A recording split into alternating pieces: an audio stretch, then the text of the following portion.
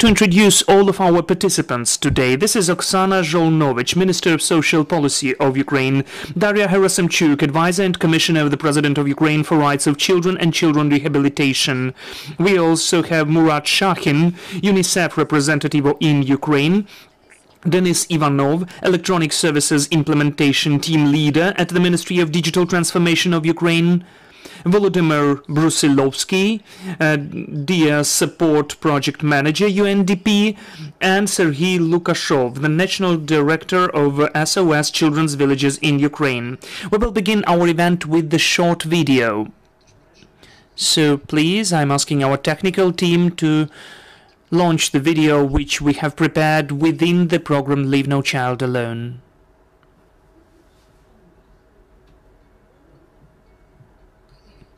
When he came to our life, he was very clear, we were anxious about him. He shared his sadness through the paper, and we were trying to make him loved. He studied how to trust us, and his world has changed from the black to the multicolorful. We see that care changes.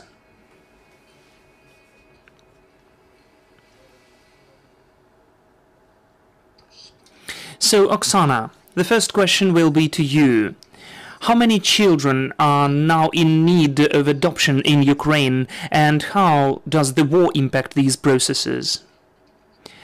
Hello, dear colleagues. Yes, in fact, the war and what was mentioned in the beginning, the situation which is taking place now every day, we can see that so many children are left without parents' warmth, they are left as orphans, they are losing their families and need to be displaced from their permanent places of residence.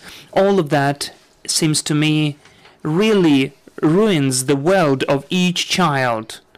It cannot, in fact, favorably impact the life of the children who have to move together with the parents, moreover, of the children who, because of the explosion which took place today or because of the shelling, are left alone. Their world instantly is becoming black and white.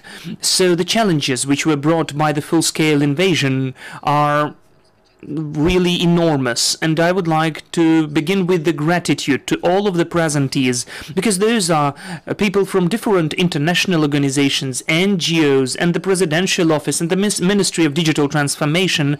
So thanks to the cooperation of all of those people, we can speak about the steps which would help the child to find his or her family. So altogether, as of the 1st of July, 67,000, a bit more than 67,000 of children do not have parents' care. Those are children who are deprived of parents' care or orphans. And more than 16,000 can be adopted. They are in the register, so they can be adopted. You can see the figures are really different. So I would like to speak not only about adoption, though of course it's the most important form. This is the best form because the child could get the parents, but still today I would like to speak about the family types of upbringing, like foster families, because this is also very important as an initiative that's so important to provide an opportunity to provide the family care to the children whose parents are now captured.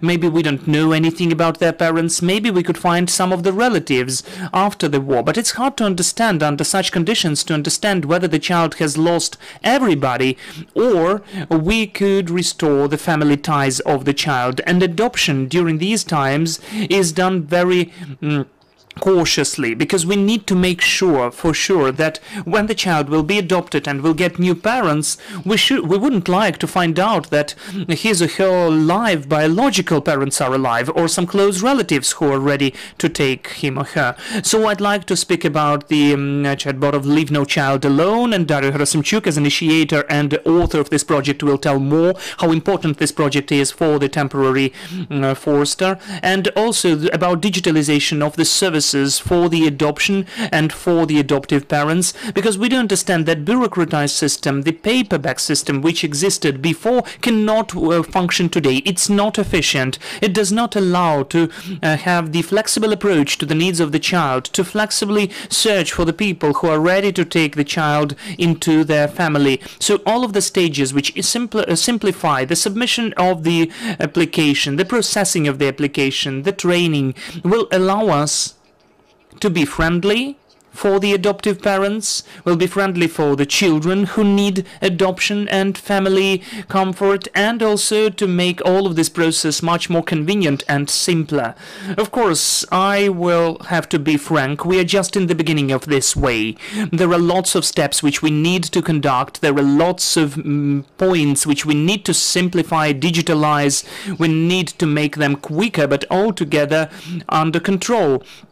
In any case, we need to consider the best interests of the child, and any hastiness would bother. But altogether, simultaneously, any delays about the adoption of the child will harm as well, because the child wouldn't get the warmth of the family which he or she deserves. We understand that the aim of all of the presentees here is definitely for every child to have his or her family. So let us now speak which steps are done by the state already for it to take place. This is the question to you, Oksana, and to you, Daria, please. Yes. We have adopted several regulation changes and amendments which aim for solution of problematic issues and challenges which I mentioned during the wartime. In particular, we adopted the decision which allows the adoptive families to take a child for a short period of time who doesn't still have the certain status. We don't know what is happening with the child, we don't know whether he or she has parents or relatives, whether we can deprive the parents of the parents' rights, but still the child is left alone. He or she doesn't have care. So this decree allows to temporarily give the child to the foster family. And also we improved the adoption procedure, taking into account the displacement of the children, knowing that there are some of the regional registers, and we understand that adoption, first of all, has to take place in the region where the child has used to, in the surroundings, which is the simpler and the most favorable for the child. But displacement within the country made us change this approach. So we allow and give the opportunity to adopt a child in any corner of Ukraine without the geographical ties. And we open the data about the children for the adoptive parents, including the place where he or she is located, not only the place of origin. Some of the bureaucratic procedures on the documents transfer are solved now, not to delay the process of adoption where it's reasonable. One more decree allowed to finalize the full-scale adoption procedure when we had some of the court cases, when we had all of the actions which were done for the child to get a family and to get adoptive parents, but in the end of the day, because of the evacuation, the child turned out to be abroad. All of those procedures are settled as well. When there is the verdict of the court, there is the opportunity to take this child even from abroad, from the temporary place of life of this child. And also there was the decree adopted which allows to digitalize the stages and procedures of the submission of the documents to the authorities to become an adoptive parent. We unified the curriculum, which is also important, and drive attention of everybody who would like to become the adoptive family. It is so important to understand how to take care about the child, because the traumatized soul of the child needs a separate, special approach. The children which lived through such horrors can behave in the different way, and the parents which didn't have the proper preparation or training, they cannot cope with the challenges which can emerge during the getting acquainted with the child. So there should be the qualified training, of high quality training, which would allow you to be prepared for what is waiting for you tomorrow. It is so important. Also, we are thinking on providing the permanent supervision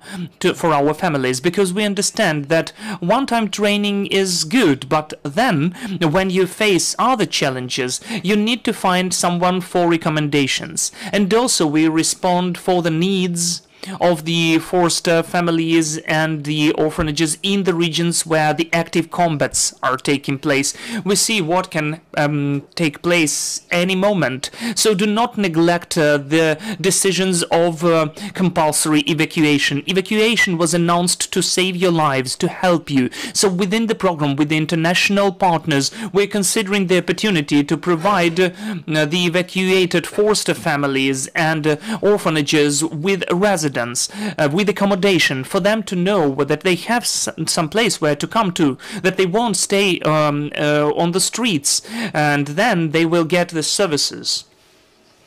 Daria, I am sure you have something to add. Which challenges are you facing? Thank you. Yes, today we are having the Adoption Day in Ukraine.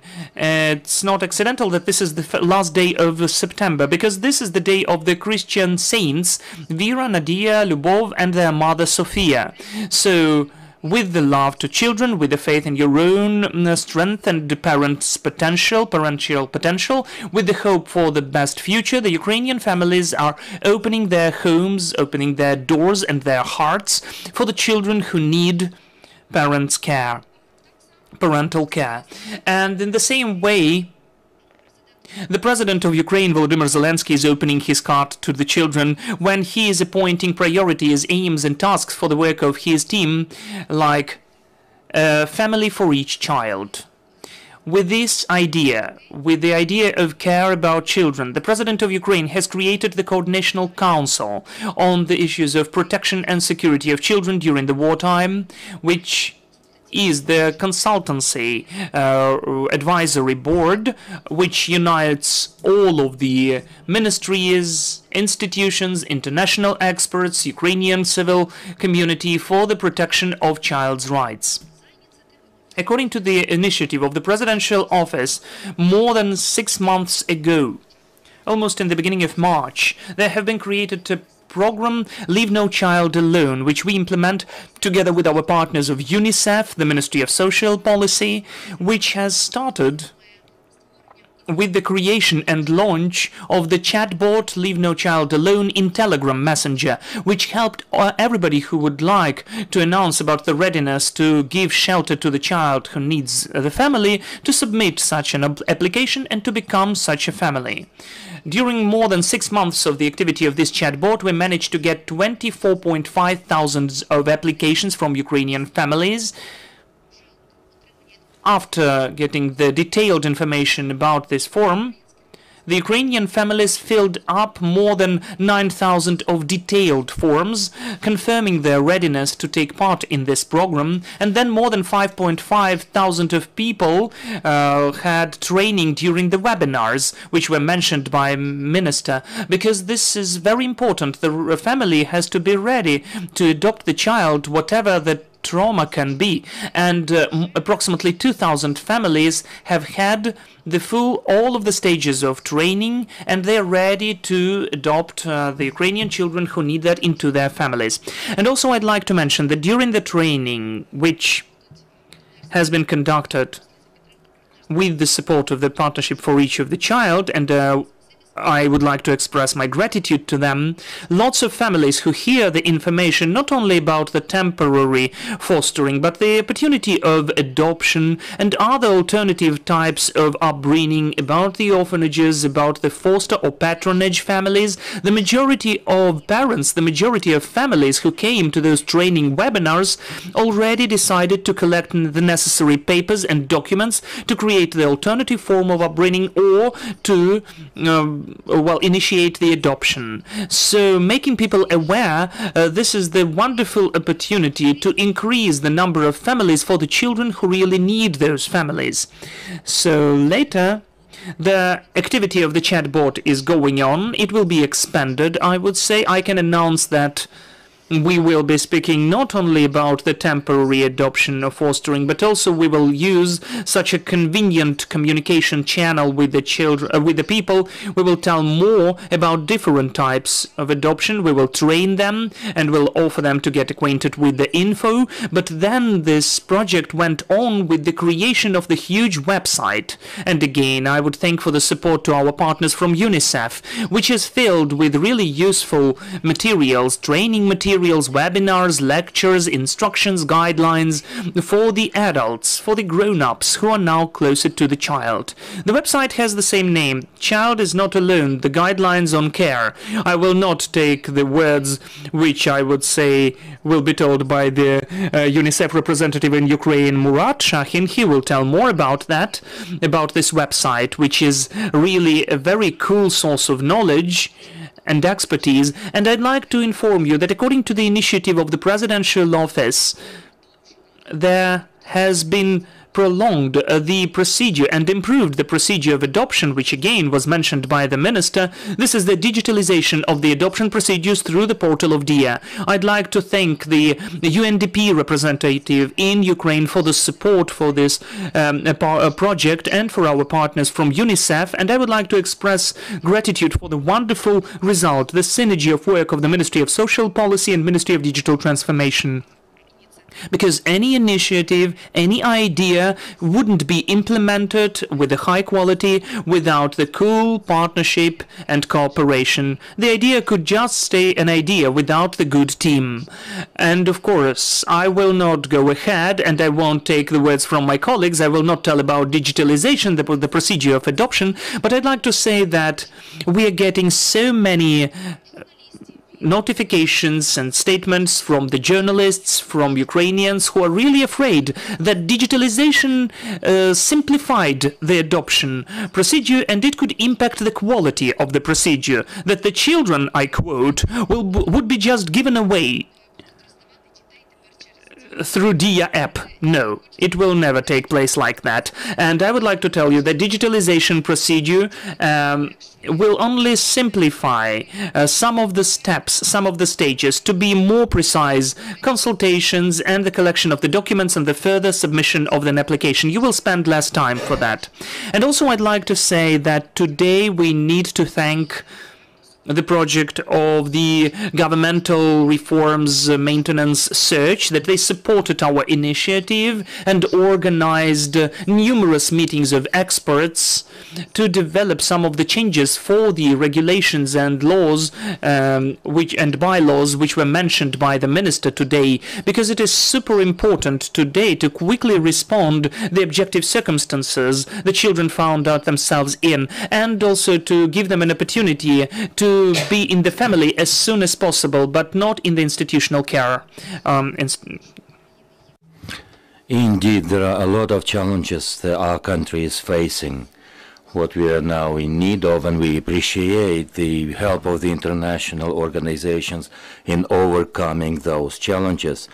Murat, I would like to turn to you. UNICEF has always been taking care of these problems, and we recognize your help. What are the ongoing projects that are now in place, and what are your plans for the future?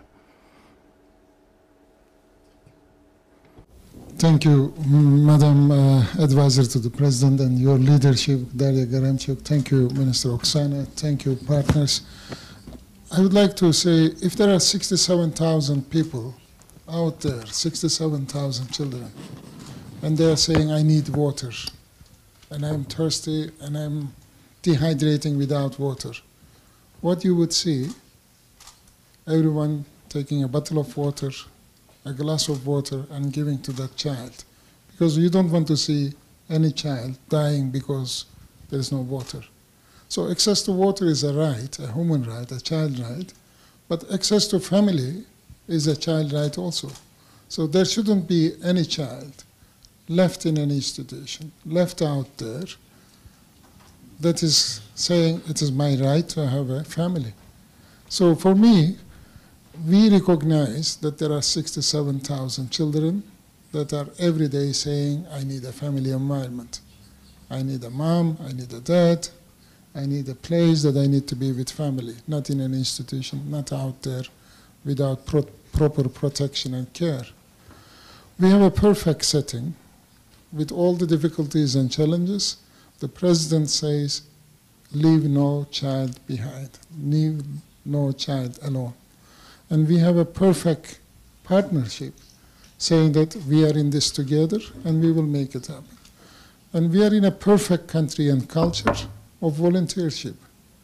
I have seen amazing volunteers over the past 7 months of the war. Everyone, no one is left without a water. Everyone carried the water, shared the bread, shared whatever they have with their friends and relatives and with whoever is out there. Yesterday I was in Kharkiv delivering health supplies, humanitarian supplies with the Minister of Health 2 days back. It was for 1.5 million people. And then the day before I went to Dnipro, and I just came from Dnipro. Last night, missiles, we go to shelter. The day before, there was hit to several buildings. So when I was visiting a hospital in Dnipro, I see this 12-year-old girl. She was injured. The medical supplies we bring was used for, and the doctors are giving the best care. She will recover. She could be another child without a parent in that attack. She survived, her family survived, and she will be better. But now every child, whoever is in this room, whoever is watching and listening us, their children may become orphan, their children may become alone. So I think this vision of leave no child without a family is an amazing vision. So thank you for the leadership of the country and the partners. For UNICEF, we are there to support you, whether it is capacity building, whether it is connecting the dots. What we are doing is little touch. You have everything in Ukraine. And we have seen that volunteerism, passion, not leaving anyone alone. And I want to go back to this water. If you see somebody on the street saying, I'm dying, I don't have water, what you would do? You would give water. So these 67,000 children are like, every day they are calling, I need a family. So that family adoption is great, kinship care is great, foster care is great, but the worst thing is leaving them in 4 corners of a wall and saying that you stay there. So that's what we are committing as UNICEF. We will be there with the leadership of the country to support you so that we make that vision practical and implementable. This is a digital country. This is a country of volunteerism. This is a country of passionate connection, and we will make it happen. Thank you. Дякую вам, пане Мурате. І хочу перейти. Thank you. I would like to turn my questions to Denis. As for the fostering program through the Diya application, let us focus on the possibilities that the users are enjoying. Welcome back in June. In this hall, we introduced the successful launch of the program, where people enjoy the possibility to get registered for the request to adopt. The program was launched and successfully launched, and we promise that in September we will back to you to report on the continuation of the work. Today, on the same application through the portal diya.gov, you are able to provide an application for the possible fostering. It used to be a 5-minute period to fill in the documents and then a week to get registered for the consultation or to receive the consultation either online or offline according to the requests of the applicant. As of now, it will be less than 30 minutes, although before it would take weeks. Why? Because it was riddled with red tape problems, bureaucracy, a lot of reams of paper, a lot of certificates to be brought to the authorities. Now, through the portal Diya, you are able to fill in the request, fill in the data, and those data will be brought into a single unit. There is an information that must be filled in manually, and there is a list of those issues. But I would think that 25 to 30 minutes would be enough for the information to be filled in and then sent for the processes. The authorities would take 5 days to process these documents. They will inspect the housing conditions, and then what has been already mentioned, the process of education, and then this process will go on. This is not the end of the day. We will be working on these procedures of adoption and digitalization of the process. This is not an automatic fostering. What we are trying to do is to get rid of the red tape. As professionals and experts and the applicants should focus on what is most precious, the adoption of children per se. They should be ready to do that emphatically, socially, in terms of the houses, and theoretical knowledge of what fostering parentage is. The program was launched and has been quickly put into action thanks to the help of the UNDP, our Swedish colleagues. I think colleagues will talk on that. This is the synergy that has brought about a very good term plan that has been put into practice quite quickly. When we talk about digitalization in this country, and we are thankful for that, what other options do you think the Ukrainian users will enjoy? UNDP, indeed, the Diya process and Ministry of Justice, Social Policy and Digital Transformation, with the help of the Swedish partners, what we have focused on is to help the most vulnerable strata. We have zeroed in on children as well as other social strata. What is our vision for the moving forward? What can we count on in the future? Our focus is social help and social services. The services in the country in war, people are suffering from enormous challenges and bloodshed. Our Ukrainian citizens are in need of a lot of things. What we think should be taking the precedent and our role in contributing to make sure that the procedure is simplified but not compromised, living up to all the requests and demands from the judicial point of view. Take, for example, the status of candidate for fostering. It used to be a time when a person was required to put together a lot of papers, the criminal record or the lack thereof, other papers. We have digitalized all those papers. The next step will see what has already been mentioned as orphanages or family houses and other forms of fostering. Apart from this set of issues, we are working quite extensively on another set of issues. For example, together with the Ministry of Social Policy, we are likely to get launched a digitalization of social services, and we will begin the digitalized service for the most vulnerable people. Perhaps in terms of legal papers, I am not the most professional speaker, but what I am saying is that people who are in need of help should not be thinking in standing in the line, should not concentrate on the loss of time that they will eventually lose. What is not compromised? What is safe? And in terms of fostering children, this service is very convenient, very simple. It is digitalized the best way we can guarantee. So we are cooperating with the Ministry for Digital Transformation. We want to make sure that the platform Diya, which seems to be very convenient for the Ukrainian citizens, including 18 million people taking advantage of the platform, this is the fact that people are receiving high-quality electronic services. Sergey, your in heading the most powerful program, SOS Ukrainian Villages for Children.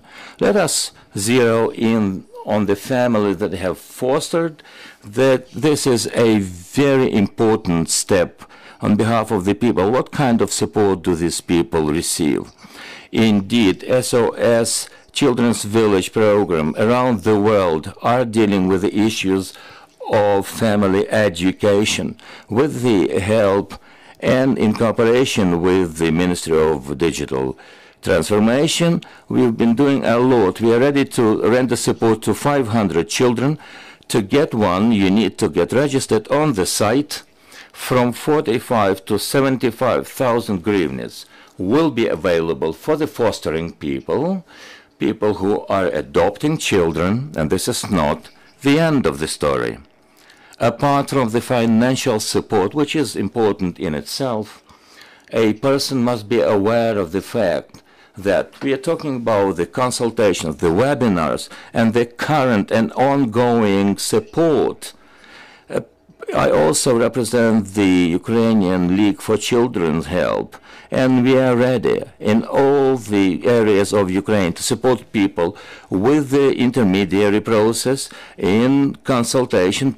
Children are not ideal, and sometimes they are complex to deal with. We know the challenges for the fostering people, parents, and I would like to take this opportunity and to follow up on what the advisor to the president has mentioned. I'm talking about the different shapes of fostering houses, helping children who have lost their parents. We would like to help people to find housing. You can turn to us and we will be able to help you financially to find the new place of living. And of course, we are also helping the wounded children to rehabilitate them, to render them psychological support. So we are talking about financial support as well as consultation, something that should not be left alone. Of course, we are celebrating the day of adoption. This is not a holiday indeed. This is a responsible, ongoing work, and you need the help of the experts. We are standing ready to help. Now, before we go to the questions from the floor, what do you have to add? There is an important highlight here. More often than not, we hear the challenges saying that a lot of adopters are there, but the children will not be available for all of them. People have been waiting for years to become the candidate of foster children, and those people have not been able to find a child. My message is that the majority of candidates or the possible foster children, they want in the first place a toddler, very little kid. That seems to be the trend. Every fostering family imagines what kind of toddler will be. As the time passes, what has been born is something that you will have to love. This is the child as it is. You love it because the child is yours. When parents come to terms with the idea that they are ready for adopting a child, what they are experiencing is the same procedure, something that they have been fantasizing about, dreaming of, but in reality they have to fall in love, and they do share the same life with a child as she or he is. I would like to turn to everybody joining us today. Yesterday we held a seminar where we talked to the candidate fostering parents, talking to experts, to future parents about the stages and steps to be taken. Let me reiterate once again, it is important to remember every child needs a family, a child of any age. 16,000 children that are now registered and liable for being adopted, the lion's share of them are in some form of parentage, not in the orphanages. However, there are a lot of children in the orphanages. More than 10,000 of them that I have just mentioned are children aged from 7 to 17. These are teenagers. They are waiting for the new families. Children with incapable children, children with restricted physical abilities are including that. I would like to share with you a story that has taken place through the chat box, an adoption story. People will be ready to share their stories in the future, but I would like to tell you a story of two children, a boy and a girl. Maxim is 4 years old and the girl Sonia is 2 years old. They are brother and a sister. They have been taken away from the biological family. They have been treated in the medical facility, waiting for their issue to be resolved. Now, of course, I hope that they should have been enrolled into the family form of tutoring, but it looks as if they are in for the fostering house. This is not the place where they belong, I don't believe. There is another story. Children living in the city of Uzhhorod 3 months ago. At the same time, they shared a link to this bot chat. The child is not alone, and this is not a mere coincidence. People were talking to their children, Ivan, 8 years old, and Ivana, a girl, 5 years old, and they discussed that with their children a possibility of fostering new children. Children agreed, and 3 months ago they applied for the adoption, claiming that they are ready to take on 2 children. These families said that when they're applying for the fostering project, they said that they understand that people are craving for younger children, for toddlers, but we know that a lot of children are suffering because their parents either have died or have been under medical care, and these children are sometimes ignored. Shall I say, people who are in the so-called living in the so-called difficult circumstances, especially teenagers. So our parents mentioned that they stand ready to adopt any kind of whether it's a teenager or disabled child, whatever that child may be. They have gone through the course of education, and a couple of months ago, both Maxim and Sonia have found themselves in this particular family. They got to know each other in the hospital, and they are temporarily living in a family. We call them guest family. They don't call their foster parents a father or a mother.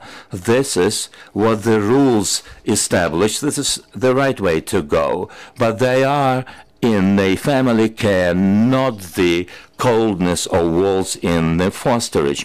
I hope for the best for these children, and once their status has been cleared out, I believe that these families will agree to foster, because the biological family is the best way forward.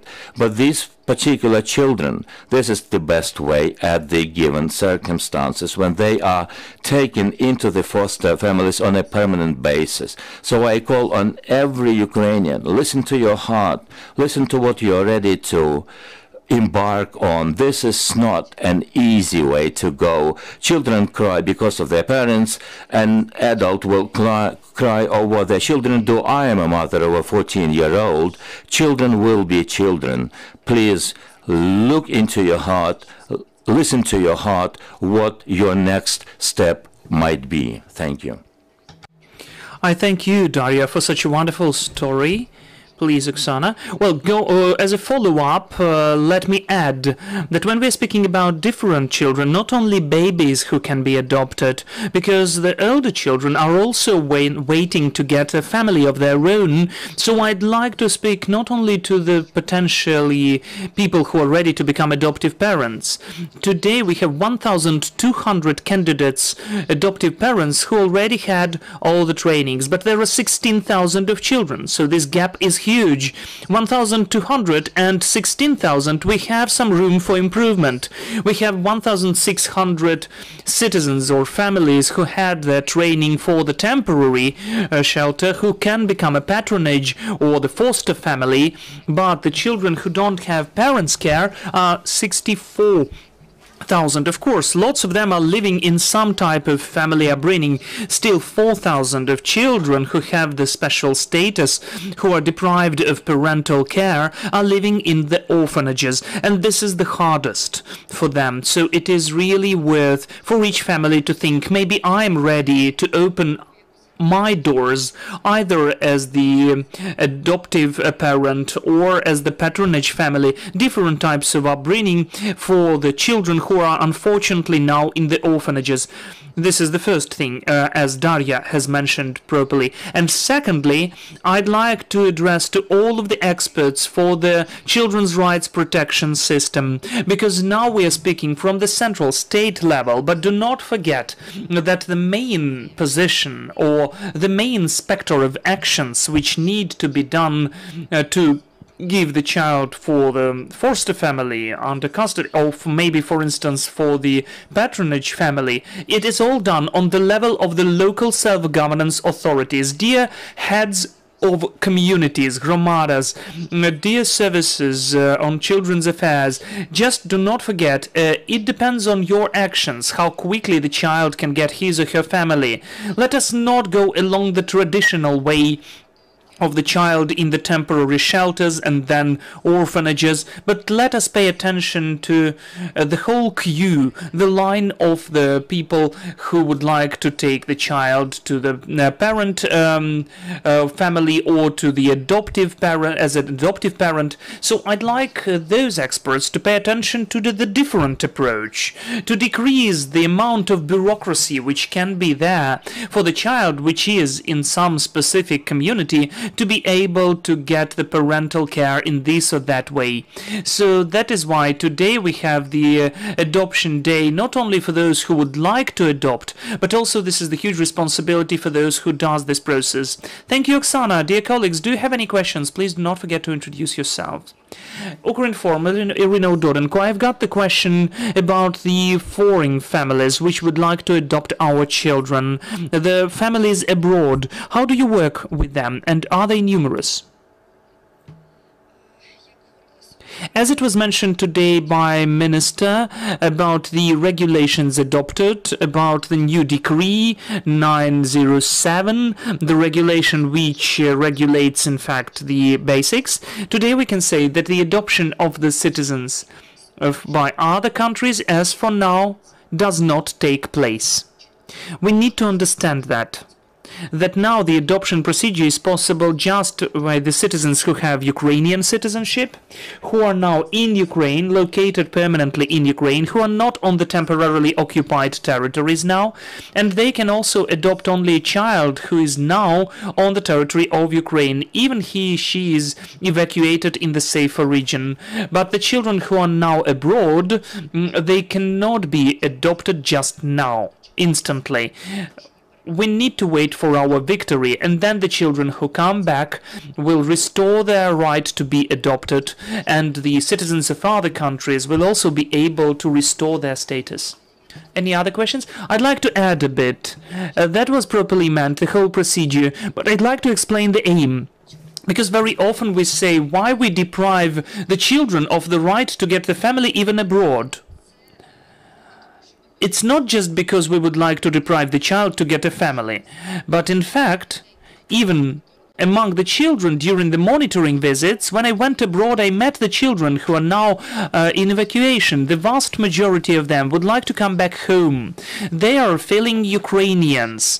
Mentally, they are closer to Ukrainian environment. So, taking into consideration that we cannot quickly or actively consider the procedure of adoption, the possibility for adoption to Ukraine, we cannot give them for adoption abroad.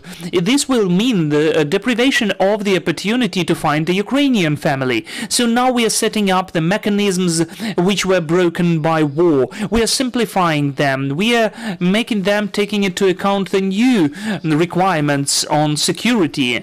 And we are trying to create the fate of the children in Ukraine.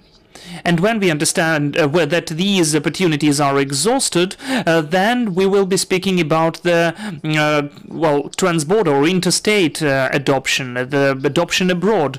But it is in the children's interest for the children to stay where their motherland is.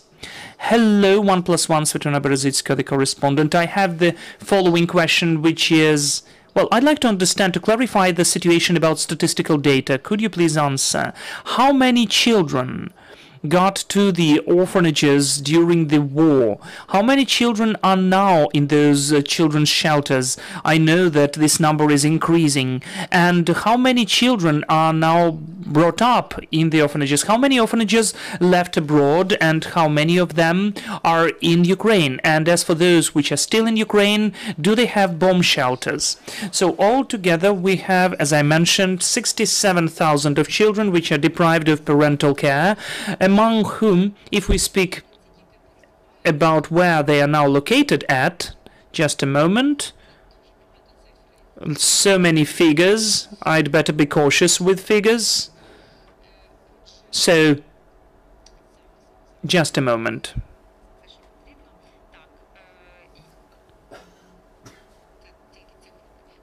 Just this year, 67,000 of people, among whom, if we speak about the children with status, 4,000 of them are in the orphanages. Approximately more than 2,000 left. I cannot tell you the precise figure. They were evacuated abroad. 4,000 of both with status and without one, because from the temporary shelters where the children did not get the shelter but were temporarily taken, they also, some of them, have left.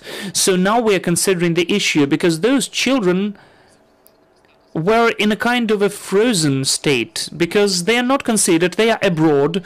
We cannot consider the situation to provide them with a status for the comeback to their parents. We understand that this is the issue.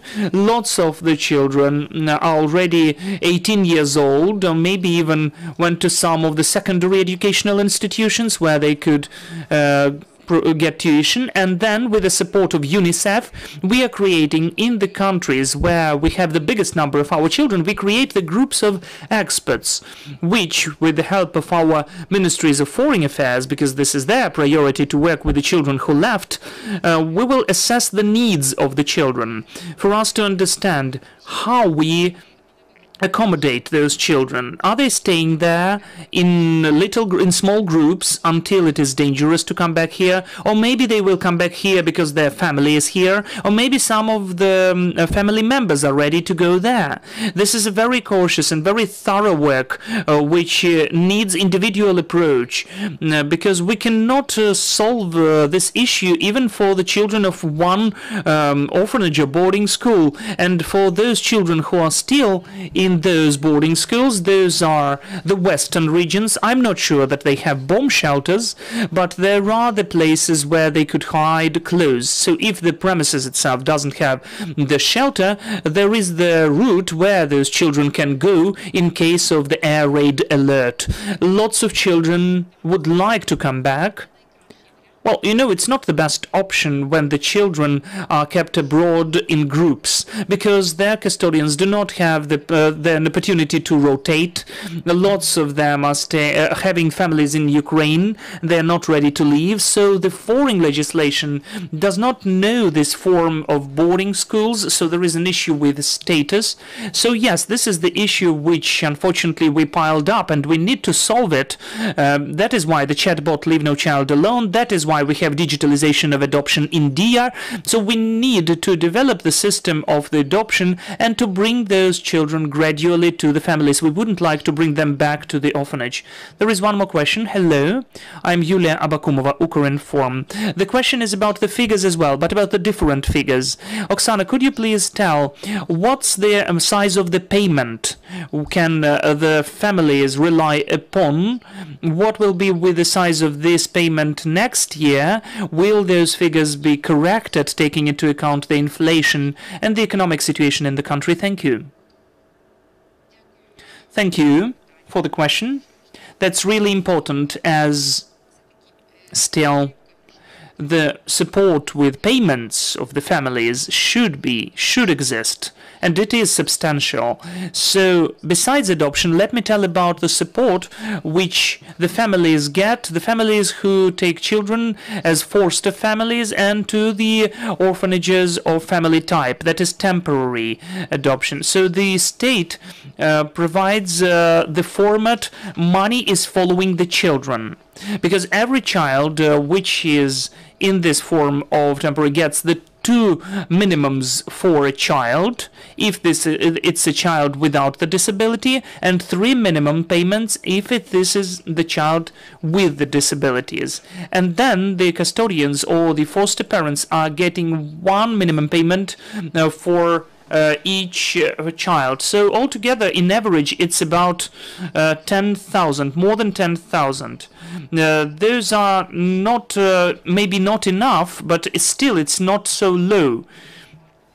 Just to say that this type of upbringing is, well, not acceptable. But as for the children who are adopted, when the child is fewer than 3 years old, they get the one-time payment of more than 10,000, and then up to 3 years, it's paid monthly. Those who are adopting the elder children, elder than 3 years old, well, unfortunately, the legislation does not foresee any payments for them. Maybe we should think about some support like that. But still, for the family, for the household, to get acquainted with the child, to provide the better process of synchronization, those families have the opportunity. Some of the members of this family can get, in fact, can get some rest, which is like the holiday after birth. It is also the paid leave, which allows to stay with the child abroad. So this is the payment which covers this support. And as for the next year, we do not, unfortunately, reconsider these figures. We cannot afford ourselves to increase them.